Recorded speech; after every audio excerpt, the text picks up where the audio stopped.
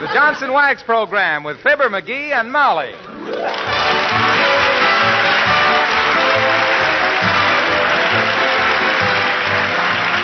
The makers of Johnson's Wax for Home and Industry present Fibber, McGee, and Molly, written by Don Quinn and Phil Leslie, with music by the King's Men and Billy Mills Orchestra.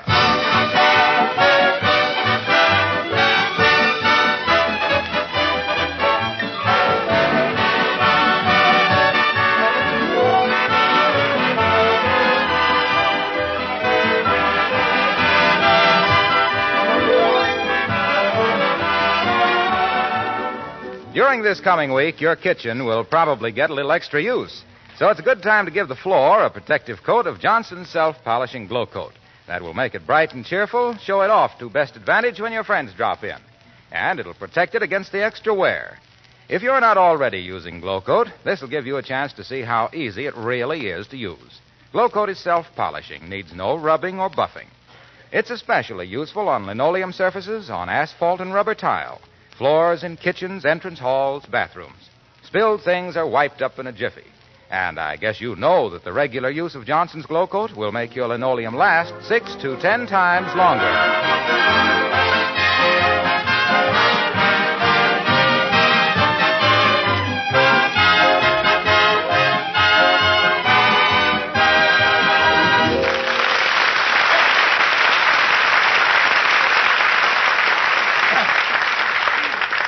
When an ordinarily good-natured husband starts stalking up and down the living room and throwing his weight around like so much confetti, it's a good time for the little woman to get out of the way. Unless, of course, the little woman knows how to cope with it, like Mrs. McGee of Fibber, McGee, and Molly.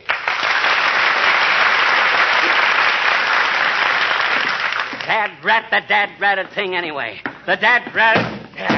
Of all the dirty breaks, I could fall in a diamond mine and come out with a bucket full of broken glass. Why does everything have to happen to me? Doggone the doggone luck anyway. Of all the rackets... McGee, stop kicking that piano. You have your new shoes on. McGee, stop it. Well... Heavenly days, there's no use flying into a rage just because you spilled a little ink on a letter. A little ink? Look at it. Smeared the whole page. Ah. Now I'll have to write the whole dad-ratted letter over again.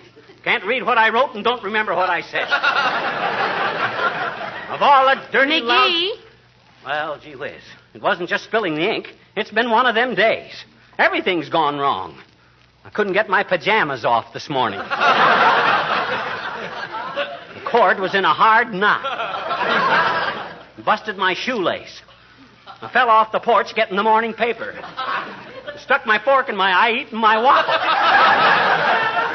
Well, I've warned you about eating and reading the paper at the same time, dearie. And that's another thing. There was a big hole tore clear through the morning paper. If I ever lay hands on the knucklehead that did that... I did that. I'll break every bone in his... Huh? You did? You tore a hole through the morning paper? Yes. What for? So I could see you. I get awfully lonesome for you at breakfast, dearie. Oh, sure. And for goodness sakes, now stop stomping around. Beulah has a cake in the oven. Well, if I had the dad-ratted sense of a dad-ratted horsefly, McGee, stop swearing. Oh. Heavenly days, you can get more real profanity into a dad rat than the average mule skinner has in his whole vocabulary. My goodness, a woman doesn't like to see her own husband. Oh, my gosh. Hey, now, Molly, you got tears in your eyes. Don't cry. Gee, I didn't mean to get so tough. Well... I'm sorry. I got a nasty temper. Yes, you have, dearie. You have. You fly off the handle like a 10-cent tack hammer. You should learn to control yourself. Yeah, I know. But, gee, you mustn't cry about it. Ain't that serious. Here, let me wipe your eyes. There. Now. I'm sorry I made you cry. I wasn't crying. I was peeling onions in the kitchen. But I don't like to see you get into those tantrums. Yes, it is silly. The idea of me going all to pieces like a donut in a coffee cup. Sure. I'm ashamed. Well, now, don't worry about it. I wouldn't want you too easygoing. It would mean you lack character. I know, but my temper's too ragged. I'm about as much fun to live with as a second mortgage. I'm going to turn over a new leaf. Well, that's nice. Though if all the new leaves you've turned over were made into a bonfire, we could barbecue a rhinoceros.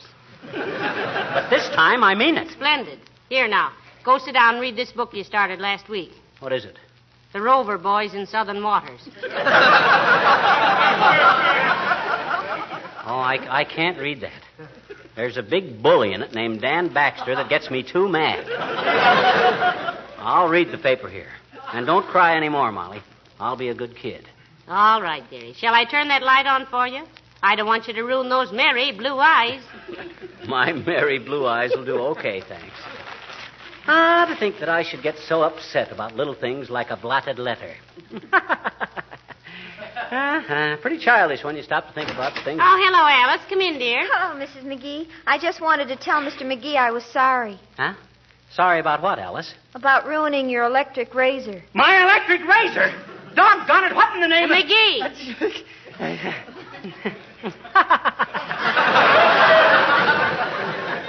Ah, forget it, Alice. Gee whiz, why get excited over a little electric razor? What's the fun of shaving if a guy can't bleed a little bit? Well, I'm terribly sorry, Mr. McGee. I'd have it fixed for you, only some of the pieces flew out the window into the snow. And when I find them in the spring, they might be a little rusty. Yes, I flew all to pieces, eh? Must have been quite a sight. Like to have been there when it happened. Like to have been there before it happened. Say, Alice, what were you doing with the electric razor? Shaving a coconut. Shaving a coconut? Well, I'll be a... That's it.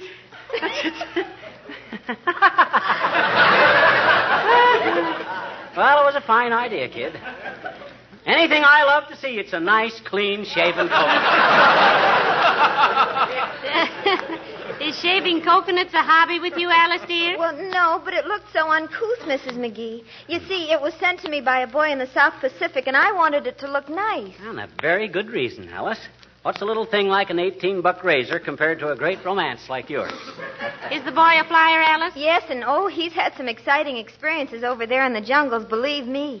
One time he was lost for 3 weeks in a swamp with nothing to eat. Nothing? No, all he had with him was a roll of maps, but they saved his life. You mean he studied the maps and found his way home? No, he ate them. He ate the maps? Now, wait a minute, Alice. That isn't... but he did. He was just about to die of hunger when he suddenly thought of it. He held the maps up and turned them around backwards and ate them. I don't get it, Alice. Creepers, don't you see? Maps backwards is spam. Well, I'm sorry about your razor, Mr.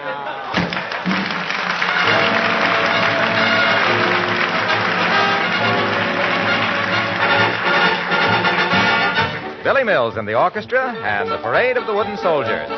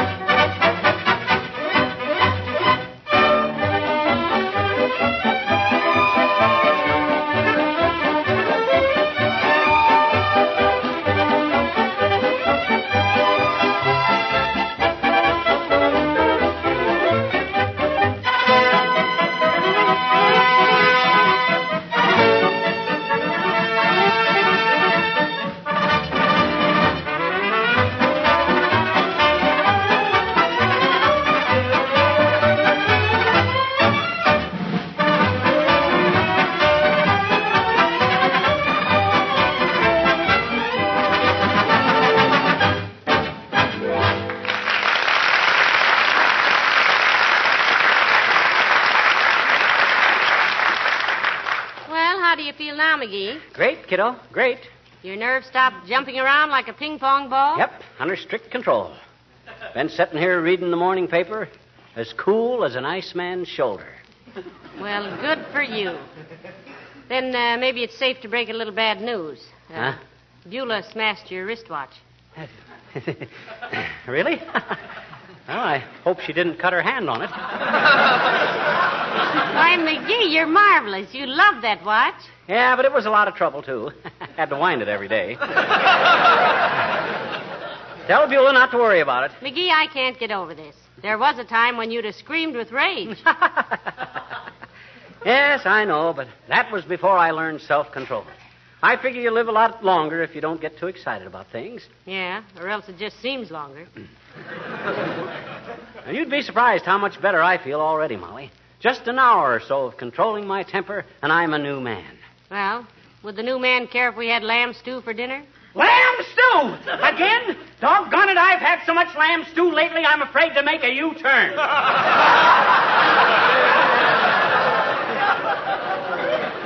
I'm getting so darn sick of lamb stew.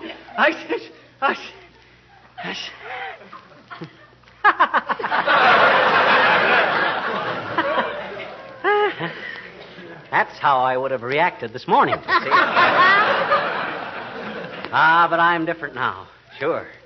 Let's have lamb stew. Probably very nourishing. You give a very convincing imitation of yourself in a bad temper, dearie. And to think of all the years I've been through making a chump of myself flying off the handle. Sure. When I might have just been sitting here just like this, calmly reading the paper. Hiya, Molly. Hiya, pal. Heard the news? Hello, Mr. Wilcox. What news, Junior? Well, it isn't confirmed yet, but I've got it on pretty good authority that the new superhighway goes right through this block. Heavenly day. How that affects us, Waxy? Oh, hardly at all, except you'll just have to find another place to live, that's all. All these houses will be condemned and torn down. Now, just a darn minute. You mean we're going to be thrown out of our own home? That's the general idea.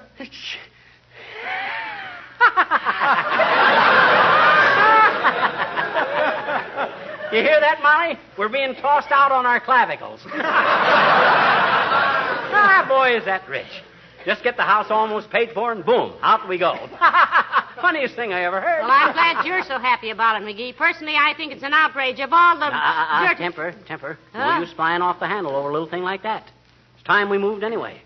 Imagine moving into a new house with an empty hall closet. Well, I must say, pal, you're taking this like a sportsman. Personally, I'd be so darn mad I'd blow up the courthouse. Not a bad idea. Where's my hat? I'll go down. Now, Molly. Why, shucks, Junior. No use getting your blood pressure up on account of something you can't do anything about. Relax and live longer, I always says. Take it easy. Take it easy, he says. Then us about to be thrown out in the street lugging luggage. Oh, well. What a day, what a day. Stick a fork in my eye, wristwatch busted, electric razor ruined, thrown out of our own home. Ain't that a panic? Fibber, permit me to shake your hand. Huh? No, don't get up.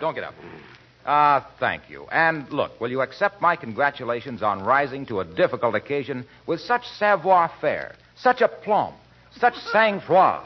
Is that good? Oh, it's marvelous. I never knew you could restrain yourself like that, pal. And to think it's all a matter of internal control. How else would he do it? Well, external circumstances sometimes help.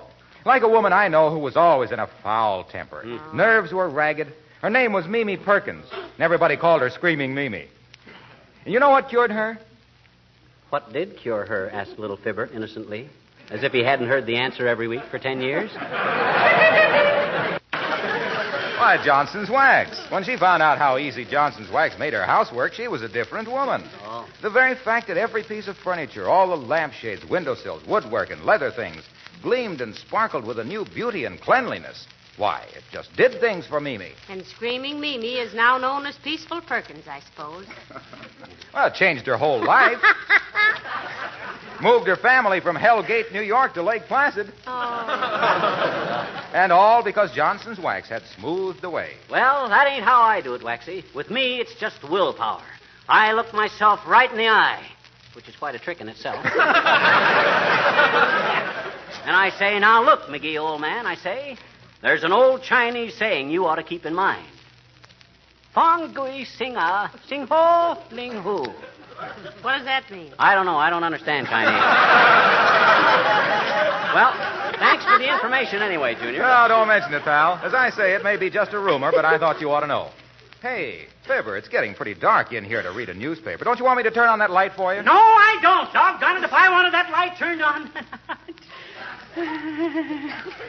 No, thanks, Junior. I'm okay. Perfectly all right. Won't you sit down a while, Mr. Wilcox, and enjoy this new era of peace and happiness that has come to our little nest? No, thanks, Molly. And congratulations on your new outlook, pal. I guess people were right about you after all.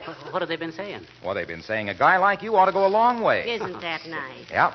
They say they can hardly wait for him to get started. Well, so long now.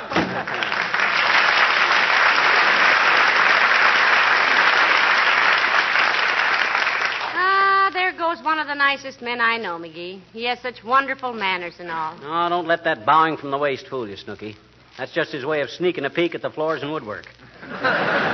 Hey, there's a picture coming to the Bijou I want to see. What is it? Winged Victory. That Army picture. I understand it's not only colossal, but very good. It's got everybody in it but Edwin Booth. I'd like to see that, too. Oh, you don't know how much good it does me to see you sitting here so calm and collected, McGee. Don't you want me to turn on that light for you? No! No, thanks. I'm perfectly all right. Thank you. Don't worry about it. I like it this way. I only got to finish Barney Google and Chief Wahoo anyway. Well, I'll go see how Beulah's coming along with dinner. Say, did you tell her about raising your salary $2 a week? My gosh, I forgot all about it. I'd better call her. Oh, Somebody about to call for Beulah?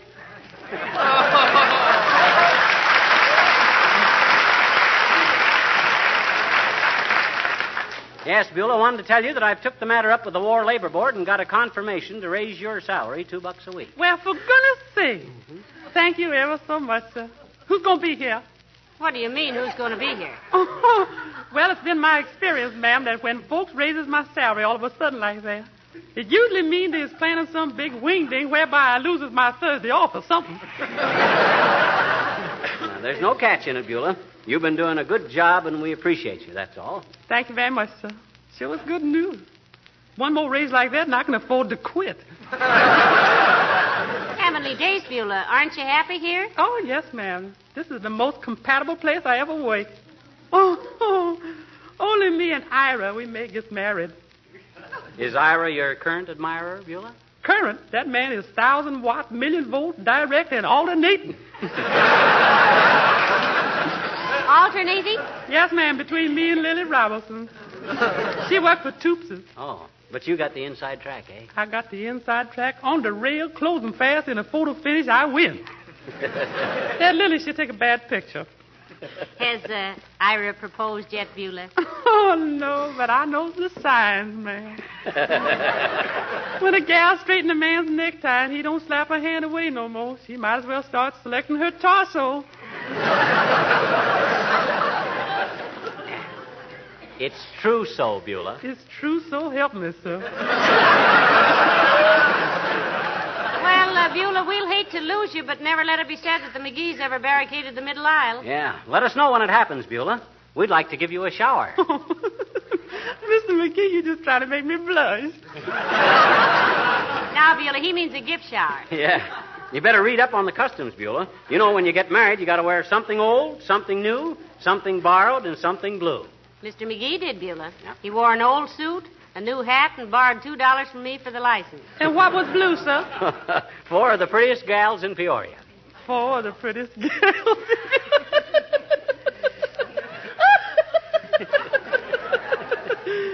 Mad about that little character.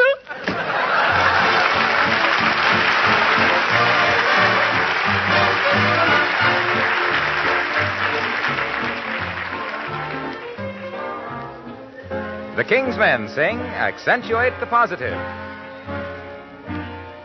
Gather round me, everybody. Gather round me while I preach some. Feel a sermon coming on. I must deliver this message before the old year's gone. You gotta accentuate the positive, eliminate the negative. Latch on to the affirmative. Don't mess with Mr. In Between. You gotta spread joy up to the maximum. Bring gloom down to the minimum. Have faith or pandemonium, liable to walk upon the scene. To illustrate my last remark, Jonah in the whale, Noah in the ark. What did they do just when everything looked so dark? They said they better accentuate the positive, eliminate the negative, latch on to the affirmative. Don't mess with this stuff in between. You gotta spread joy up to the maximum, bring gloom down to the minimum. Have faith, the pandemonium, liable to walk upon the scene. To make it clear, let me show Moses in the big Red Sea and Joshua at Jericho. What did they do when the spirits were sagging low? Man, they started into accentuate the positive, eliminate the negative, latch on to the affirmative. Don't mess with Mr. In Between. Just accentuate the positive, eliminate the negative. Don't mess with Mr. In Between.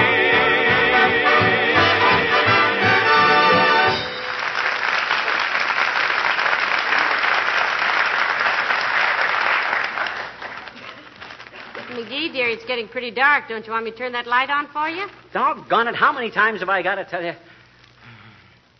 No, thank you. I'm fine. Perfectly all right. Just reading the want ads, anyway. Sorry I disturbed you again. You've been so wonderful about not letting things annoy you, I ought to leave you alone, I guess. Oh, forget it. Nothing bothers me. Hey, how do you like this want ad I just come across? Wanted. Man to work around small farm with 6 cows and 1 horse who can drive half-ton truck and help with housework. Well, if they close all the racetracks in the country, there'll be a lot of horses looking for housework. Yeah, I guess what they really want is a longer morning line at the ammunition factories. Speaking of ammunition, dearie, I never told you about your shotgun. You mean my new single-barrel 12-gauge? What about it? Well, I was trying to get into that old trunk in the attic, and the lid was stuck, and I didn't have anything to pry it open with, and your shotgun was standing in the corner, and, how far can you bend the barrel of a gun before it's really damaged? You mean my new shotgun? You bent the barrel, so... How bad is it bent? Oh, not more than 2 or 3 inches. Mm-hmm. It curves up slightly now. Just bent the barrel 2 or 3 inches, eh? Yeah, but in another way, it's better than it was. How's that? Well, that little bump on the end of the barrel broke off. Now it won't get in your way when you aim. That was a sight. It certainly was. You know it spoiled the looks of that whole gun? Oh, Molly, you're terrific. My gosh. Worrying over bending a gun barrel a mere 2 or 3 inches. I'm going to love it that way. Now I can shoot around corners. Really? And you're not angry with me? I'm not angry with anybody. Relax, kiddo. Just as soon as I finish reading this paper, we'll be off. Oh, dear. Come in. Oh, it's Dr. Gamble. Hello, Doctor. Hello, Molly. And a Happy New Year to you, too, underslung. Oh. I can't stand this. Good afternoon, Dr. Gamble. Dr. Gamble? Why this sudden attack of formality? Don't you know me, McGee? I'm your friend. I'm your family physician. The magnetic personality with the $12 stethoscope who has to assure you 5 times a week that a wart on the thumb is not necessarily fatal. Remember? What is this, Molly? Has little rubber puss got a grouch on? On the contrary, Doctor, he's decided to keep his temper under control after this. And I must admit he's been doing a magnificent job. No kidding. Well, he's probably lengthening his own life, but the shock will kill a lot of his friends. Not that I believe a word of it, of course. You can't teach an old dog new tricks. And he's one of the oldest dogs that ever sat up and begged for a poke in the nose. But I tell you, Doctor, it's working. Everything has happened today, and he's been as sweet-tempered as an angel about it all. He better drop in my office and let me tune in on his peristalsis. With him, 10 minutes of good nature is pathological. Ordinarily, he's just a nasty little sourpuss with the temper of a bilious buffalo. Do give him credit for trying, though, Doctor. Why not? I've given him credit for everything else, including my valuable services. As a matter of fact, dear, if he keeps this up, it'll be very beneficial. Oh, you mean his health will be better, huh? Oh, indubitably. Anger, you know, releases adrenaline into the system. Oh? Adrenaline is highly toxic. That's why he's always been such a poisonous little character. Oh, now, Doctor, please. He's been such a good boy. Don't spoil it. All right. You win. Well, I better run along before I say something I might regret, as if I could. Well, maybe it would be better if nothing happened to bother him. Yeah, I see what you mean. Well, Happy New Year to you, Molly. If you can manage it, living with stupid little beetle brain over there.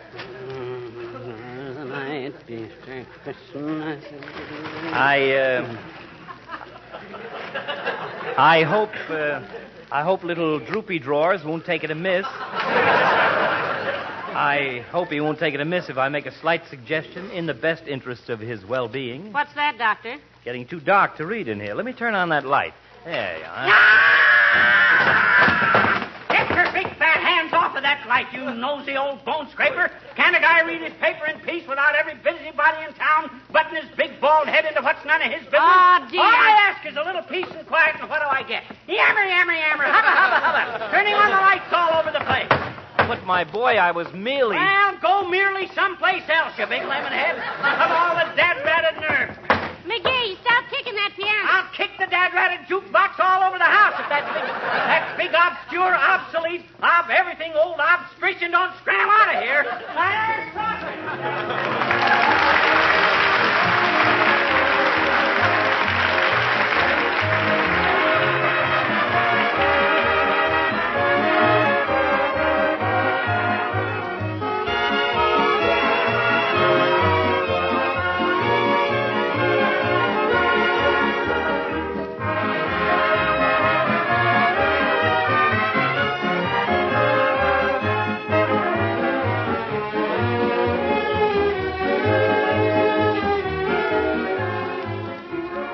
Most men, like myself, take a lot of things around the house for granted. Few of us really realize, for example, how much our good wives have done to make our homes attractive, to keep everything in good running order, and to take special care of our household things for the duration. Why is it you don't have to spend much money refinishing your floors? Well, because they're probably protected from wear with regular applications of genuine Johnson's wax. Why is your dining room tabletop so beautiful, so rich looking?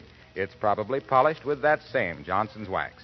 Then look at the windowsills and Venetian blinds, the woodwork and baseboards. Don't forget that wax protects them, too.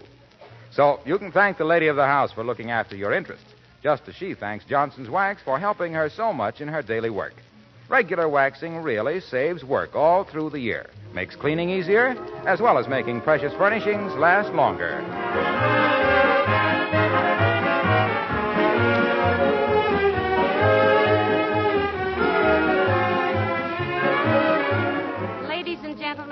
From the Johnson Wax people, Billy Mills and his orchestra, the King's Men, Alice, Dr. Gamble, Harlow Wilcox, Beulah, us, and the man who slams the door, a very happy New Year. May your 45 really be loaded. Good night. Good night, all.